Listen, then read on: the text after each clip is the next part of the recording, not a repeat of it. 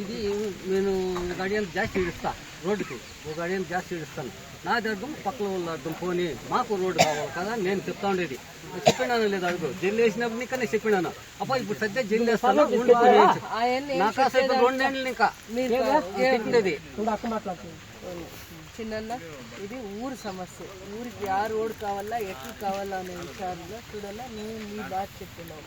ఊరోళ్ళు అందరూ కూర్చొని ఈ పొద్దు ఉండిపోయిండే దావని ఎప్పుడు వేసుకోవాలా అంటే మీరు ఫస్ట్ ఊర్లో ఉండేవాళ్ళు ఈ పొద్దు రేపు కూర్చోవాలా. ఊరికే దావ చేస్తా ఉండేది. ఊరితో పని లేదంటే అట్లా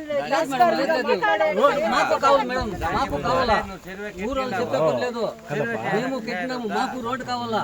ఇప్పుడు నేను ఇంకొక జమీన్లో నేర్పోయాలదా, నా జమీన్లో ఇంకోటి పోయాలదా, అట్లా పోతాడు. ఊరోళ్ళతో పని ఉండేది, ఊరోళ్ళ కోసమే ఈ దావ చేస్తా ఉండేది. నా కోసం ఈ దావు కాదు, నా కోసమో ఆనంద్ మూర్తి అనుకో వాళ్ళ చుట్టాల కోసమో ఈ దావు కాదు. ఊరికే సౌకర్యం కోసం చేస్తా ఉండేది. నంబర్ కదా ఆపత్తి చెప్పింది కదా ఇలా తొందర చెప్పదా మేడం తప్పదామో మేడం చెప్పి ఫోన్ వేపిస్తాము అని ఓ మాట ఏమని చెప్పినాడా, ఓ మాట ఏమని చెప్పినాడా?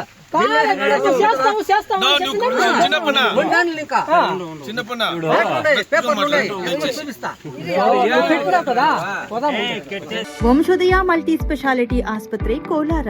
ಇಲ್ಲಿ ಅತ್ಯಾಧುನಿಕ ತಂತ್ರಜ್ಞಾನವನ್ನ ಬಳಸಿ ಎಲ್ಲಾ ಮೂಳೆ ಸಂಬಂಧಿ ಕಾಯಿಲೆಗಳಿಗೆ ಪರಿಹಾರ ಸಿಗುತ್ತದೆ.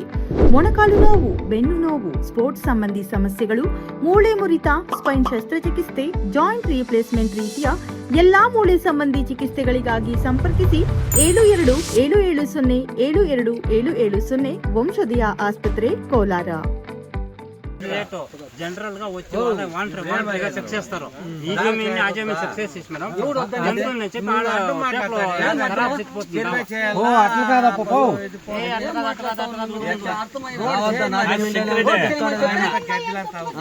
చక్రనే ఉండే పట్ల అలా ఉండే అట్లా చక్రనే చూడు ఇడో చూడే అట్లా ఇది చూడే ఆయి ఉండట్లే ఈ పక్క చూడే ఓ ఈ పక్క చూడట్లా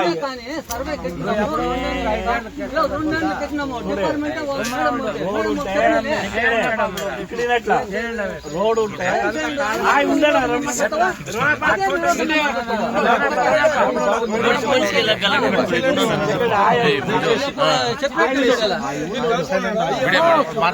ఇప్పుడు మేడం మాకు చెప్పిండవా మేడం నీకు ఫోన్ చేపిస్తాను నీ దానికి వాల్యూ వస్తుంది.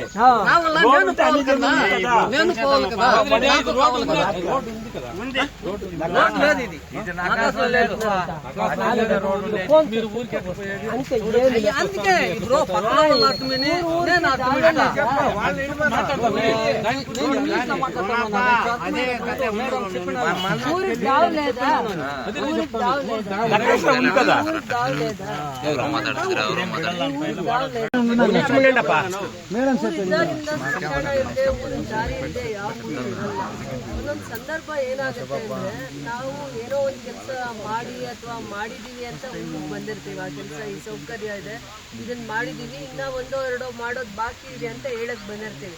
ಅವರಿಗೆ ನಾವ್ ಏನ್ ಕೆಲಸ ಮಾಡಿದೀವಿ ಅದ್ರ ಬಗ್ಗೆ ಗಮನನೇ ಇರಲ್ಲ, ಬೇರೆ ವಿಚಾರಗಳನ್ನೇ ದೊಡ್ಡದು ಮಾಡ್ತಾ ಇರ್ತಾರೆ. ಒಂದಿನ ಇವ್ರು ಯಾರಾದ್ರೂ ಕಾಣಿಸ್ಕೊಂಡು ನನ್ಗೆ ಊರಿಗಿಂತದ್ದು ಬೇಕು, ನೀವು ನಮ್ಮ ಊರಿಗೆ ಬನ್ನಿ, ನಾಳೆ ಬನ್ನಿ ಅಥವಾ ವಾರ ಬಿಟ್ಟು ಬನ್ನಿ, ಇಂಥ ಸಮಸ್ಯೆ ಇದೆ ಅಂದ್ರೆ ಖಂಡಿತ ಬರ್ತೀವಿ.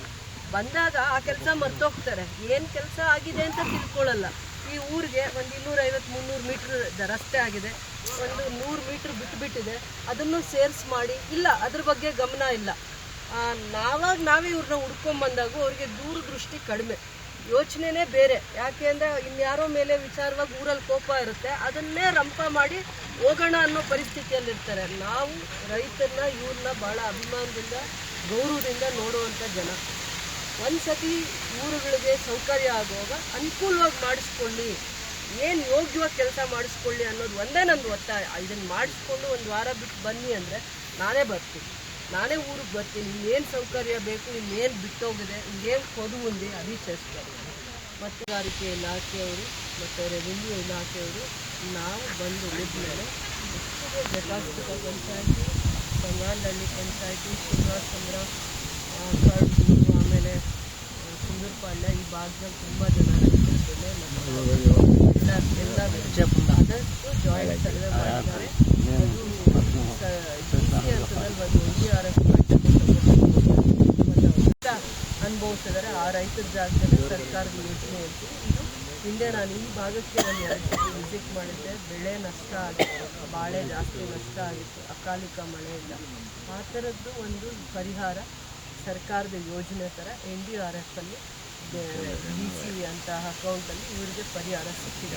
ಬಾಳೆ ಇರ್ಬೋದು, ಏನೇ ಬೆಳೆ ನಷ್ಟ ಆಗಿದ್ರು ಕೂಡ ಇಬ್ಬರು ಜಾಯಿಂಟ್ ಸರ್ವೆ ಮಾಡ್ತಾರೆ. ರೆವಿನ್ಯೂ ಇಲಾಖೆ ಮತ್ತು ತೋಟಗಾರಿಕೆ ಇಲಾಖೆ ಅದಕ್ಕೆ ಸಂಬಂಧಪಟ್ಟ ದಾಖಲೆಗಳನ್ನೂ ತೊಗೊಂಡಿದ್ದಾರೆ. ಯಾರಿಗಾದ್ರೂ ತಪ್ಪೋಗಿದ್ರೆ ಅವ್ರು ಸೇರಿಸ್ತೀವಿ. ಹೌದು ಕೂಡ ಅದು ಬೇರೆ ಅಕಾಲಿಕ ಮಳೆಯಿಂದ ಬೆಳೆ ನಷ್ಟ ಆಗಿರೋರಿಗೆ ಬೇರೆ ಸ್ಕೀಮು.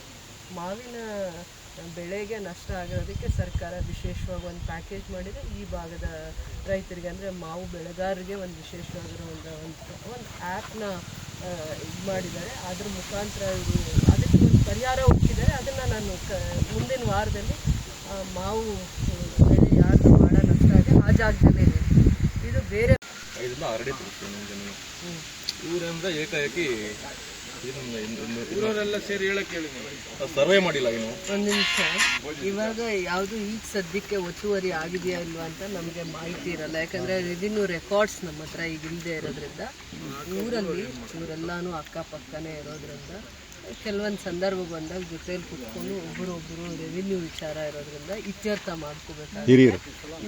ನಮ್ಮವರೆಗೂ ಬಂದರೂ ಕೂಡ ನಾವು ಅದೇ ಮಾಡ್ತೀವಿ. ರೆವಿನ್ಯೂ ಅಧಿಕಾರಿಗಳನ್ನ ಮತ್ತು ಊರಲ್ಲಿ 4 ಜನ ದೊಡ್ಡವ್ರನ್ನ ಕರೆದು ಇವನ್ನ ಬಗೆಹರಿಸ್ಕೊಳ್ಳಿ ಅಂತ ನಾವು ಹೇಳ್ಬೋದು. ಅದು ನಾವು ಜವಾಬ್ದಾರಿಯಿಂದ ಮಾಡ್ಬೋದು. ಗೊತ್ತೋ ಗೊತ್ತಿಲ್ಲದೋ ಆ ಕಾಲಕ್ಕೆ ಅವ್ರಿಗೂ ಗೊತ್ತಾಗಿರಲ್ಲ. ಈ ಅಳತೆ ಅದು ಇದು ಮಾಡೋದ್ರಿಂದ ಗೊತ್ತಾಗುತ್ತೆ. ರೆಕಾರ್ಡ್ಸ್ ಇಲ್ಲದೆ ಮಾತಾಡೋದು ತಪ್ಪಾಗುತ್ತೆ. ನಿಮ್ಗೆ ಅನ್ನಿಸ್ತಾ ಇದೆ ಅದನ್ನು ನೀವು ಅಕ್ಕಪಕ್ಕ ಇಲ್ಲೇ ಇರೋವಂಥ ರೈತರು ಇದೇ ಊರಲ್ಲಿ ಬಾಳಿ ಬದುಕಿರ್ತಾರೆ. ನೀವು ನಿಮ್ಮ ತಂದೆ ತಾತ ಎಲ್ಲ ಅದನ್ನು ಮಾತಾಡ್ಕೊಂಡು ಬಗೆಹರಿಸ್ಕೊಳ್ಳೋದು ಒಳ್ಳೇದು. ರೋಡ್ಗಿಂತ 5 ಅಡಿ ಇನ್ನೂ ಈ ಕಡೆನೇ ಇದೆ. ಅವ್ರೇನಂದರೆ ನಮ್ಮ ಆ ಕಡೆ ಅವ್ರು ನಮ್ಮ ಜಮೀನು ನಮ್ಮ ಬರುತ್ತೆ. ಇವ್ರೇಂದ್ರೆ ಈ ಕಾಲಮ್ ತೊಗೊಂಡು ಡೈರೆಕ್ಟ್ ರೋಡ್ಗೆ ಹಾಕ್ತಿದ್ದೀವಿ. ಒಂದು ಸ್ವಲ್ಪ ಒಂದು 5 ಅಡಿ ಆ ಕಡೆ ಹಾಕೊಂಡು ನಮ್ಮ ಜಮೀನು ಒಂದು ತೊಂದರೆ ಇಲ್ಲ.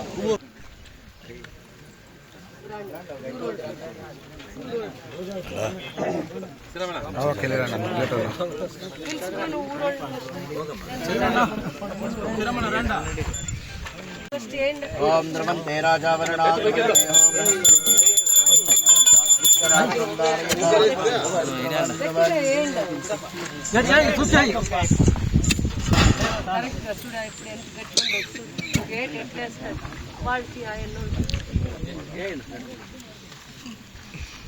ఏమన్నా నేర్స్తేనే ఆ విద్యాలు వచ్చేది. అడుచుడు ఎట్లేసి గేట్ ఎట్లేసి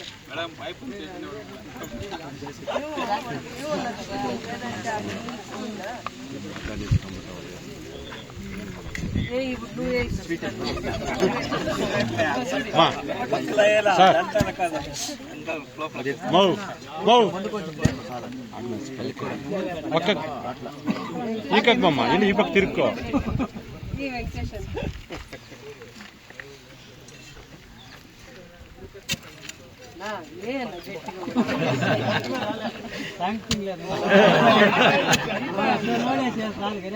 ಇನ್ನಿಗೇನೆ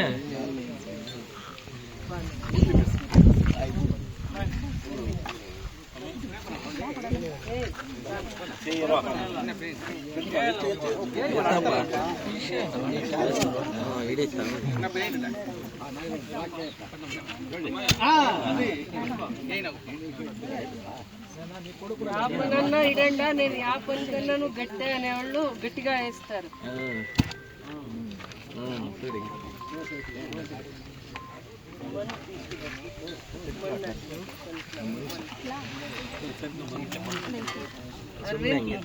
ಕೆಲಸ ಅಂತ ನೀಟಾಗಿ ಮಾಡೋ ದೇವಸ್ಥಾನದ ಏನೋ ಪೂಜೆ ಇದೆಯಂತೆ. ಎಷ್ಟು ದಿನದಲ್ಲಿ ಮಾಡ್ತೀರಾ? ಯಾವತ್ತು? ಈ 10ನೇ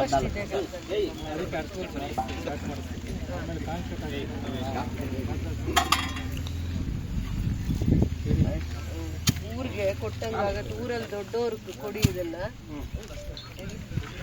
ನಾಗರಾಜನ್ನ ಊರಲ್ಲಿ ಅವ್ರು ದೊಡ್ಡವ್ರಿಗೆ ಹಾಕ್ತೀವಿ. ಅದು ಅವ್ರಿಗೆ ಇದು ನನಗೆ ಕೊಡಿ ಅಂತ ನಾನು కొని తీసుకున్నా. ನಾನು నిలిచి వాళ్ళు బాగా చేస్తారు. మన తీసుకున్నాను.